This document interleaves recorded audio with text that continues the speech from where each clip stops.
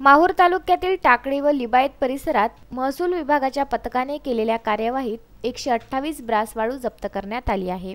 तालुक्यातील टाकळी व लिबायत येथील पैनगंगा नदीपात्रातून अवैधरित्या वाळू उपसा करून त्याचे साठे करण्यात आल्याची माहिती सहाय्यक जिल्हाधिकारी अभिनव गोयल यांना मिळाली। त्यांनी तात्काळ यासंबंधी नायब तहसीलदार व्ही.टी. गोविंदवार यांना सूचना देऊन त्या ठिकाणी पाठविले असता लिबायत टाकळी येथे काही घरात रेतीचे साठे आढळून आले। महसूल विभागाचे कर्मचारी, नायब तहसीलदार, तलाठी, मंडळ अधिकारी यांच्या पथकाने केलेल्या छापेमारीत 128 ब्रास वाळू जप्त करण्यात आली असून त्यांची बाजार मूल्य 5.5 ते 6 लाखाच्या जवळपास असल्याचे सांगण्यात येत आहे। या कार्यवाही संबंधी सहाय्यक जिल्हाधिकारी अभिनव गोयल यांनी दुजोरा दिला असून यापुढेही जप्तीची कारवाईचे सत्र सुरूच राहणार असल्याचं त्यांनी सांगितलं।